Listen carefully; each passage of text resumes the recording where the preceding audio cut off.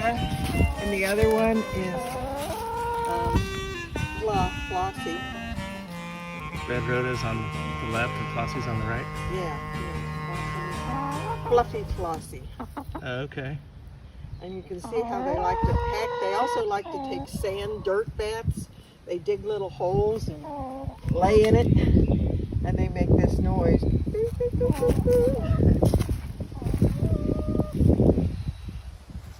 This is the view from this side, and they're hoping to put some kind of roof on it during the daytime because of hawks, but at night they can put them in this little inner chamber, as you can see.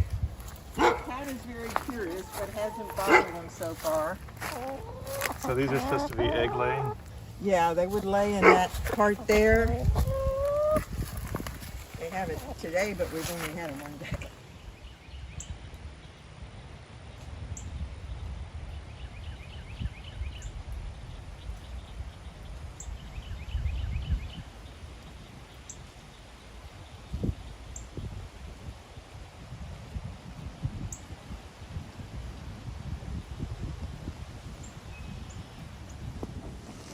Greetings all, J-Man here from Metal Sharks, and I'm heading off into some woods here, as you can see, so I don't think I'm going to dig any signals along this path here. This is kind of an area that has a lot of aluminum cans, beer cans and the like, but I'm getting ready to do the blind metal detecting challenge, I guess it's called, and I wanted to put a different wrinkle on it and have me try to do it all by myself out in the middle of these woods.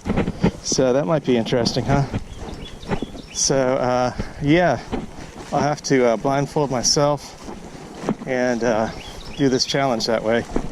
So this is the edge of my parents' property, and a neighbor also allows us to detect the neighboring property.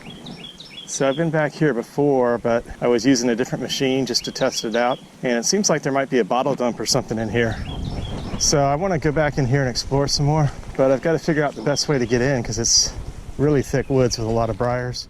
Well, this way looks as good as any. There's some big branches here, but I'm hoping it's not going to be too big of an obstacle. Just got to plunge in sometimes.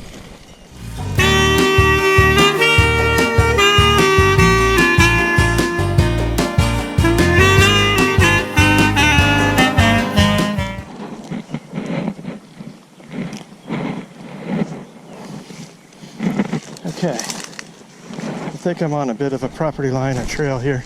So I made it through some thicket, really, and after I got through some really thick woods, I found this pool of water here that I didn't know was here. Maybe a bit of a sinkhole or just a little natural pool. So yeah, it's a little creepy though. I'll tell you why in a second. Yeah, it's not too bad, not too deep. It sure looked deeper when I was further away from it. Well, maybe I'll just try this little depressed area, see if I can find a target, and then might be as good as any area in these woods. And then I'll put my blindfold on and show you the result. But in the meantime, I want to tell you why it's creepy here. There's a turtle shell right here. So, dead turtle, I guess. Well, just the shell, thankfully. So who knows how long that's been there. And one other thing is there's a whiskey bottle here, as you can see, but it's not an old one. It's a Jim Beam that I can see. Show it to you. Ha! Really not old, it's plastic. It says recyclable. Jim Beam right there. So I found another bottle close to the Jim Beam one, and this one's brown and made of glass. It's kind of a strange shape, and it has a number 7 here, but I can't make out much about it. I don't know if any viewers have any ideas whether I should try to clean this up, take it back with me. It's kind of hard to carry it back right now in the thick woods, so I think I'll leave it with the Jim Beam bottle for now. The Turtle Hollow spot didn't really pan out as far as metal detecting goes, though it seems to be a bit of a bottle dump, as I showed you. So I'm leaving that spot, and I'm going up kind of a property line marker or a bit of a gully, and see if I can find anything in this area. I've explored this area just a bit in the past, and so I know there's at least maybe a signal or two in here and a few bottles. So I think I'll try up here where I see some red berry bushes or shrubs. I thought these were Nandina bushes, but my dad called them something else. Got some bright red berries. And we see bushes like this a lot in Florida in the wild. But also there's a certain kind called Nandina, which people plant near their houses sometimes. So J-Man is back with you, and I decided to come out of the woods onto a mowed trail area near the two properties. Also, I was finding a little poison ivy in there, and I did find a pop top in there, but it was right near poison ivy. So I figured it's probably not a good idea to put a blindfold on and maybe get into some ivy in the middle of the woods there, after all. So now I'm here in a little bit of a clearing, as you can see. There's some nice higher ground over to my right, and then over to my left there's a road that goes back to my parents' property. But at any rate, let's see if I can get this signal here. 72, 8 inches deep, 75. So I'm thinking it might be a shotgun shell head stamp, but I'm not sure. A lot of duck hunting goes on at a big lake here in North Florida. 6 inches deep this way, 69, 70. So I'm going to leave my shovel about where I think it is for me to start digging. And I'll show you me putting on the blindfold here.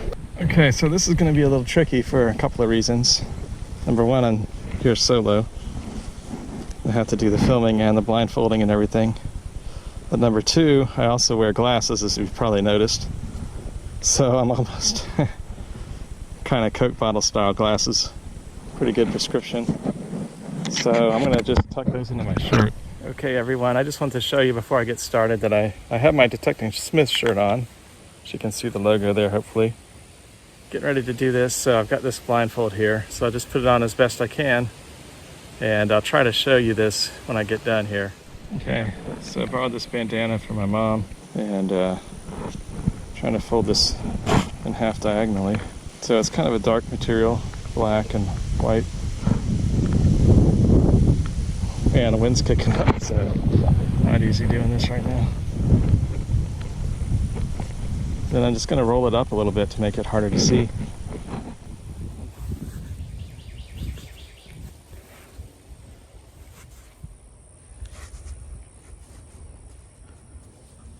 Okay, so hopefully you can see me. I'm just holding the camera up and hoping it's getting me the right way. But I've got the blindfold on pretty snugly now, and I'm about to start the GoPro. Okay, so the GoPro should be rolling. So let me start digging this find here. Let's see what we find. The GoPro should be rolling. So let me start digging this find here. Let's see what we find. J-Man out.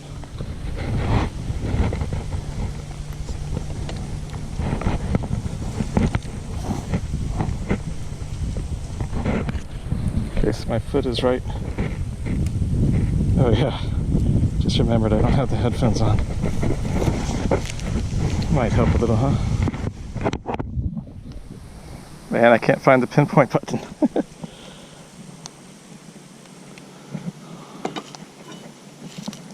Well, I'm just going to put my machine down nearby and just keep my foot in the spot and start digging here. Hope for the best. Getting a nice breeze out here while I do this. Makes it better. Well, I took out, I think, 2 shovelfuls. And get out the pinpointer here. Oh man, I lost the hole for a second.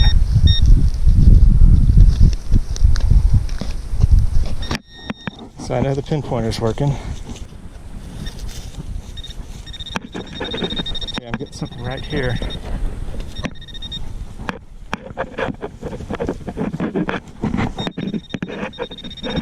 Man, this is a lot harder than I realized. Get my hand digger. Make sure I don't cut my fingers off here.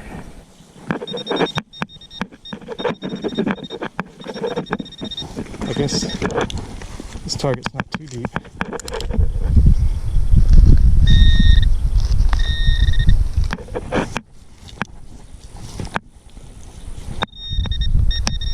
Maybe it's deeper than I realized. I feel something. Okay, I got the target. Hopefully you can see that. There's the camera. There it is. I have to feel that with my other hand. I think, man, I don't know what that is. Feels like can slaw. Yeah, it just feels like can slaw. At first I thought maybe a bottle cap. I mean a pop top. But there's no hole in it, so I guess it's just can slaw. Let me check. Well, guess I'll have to clean that up and show you.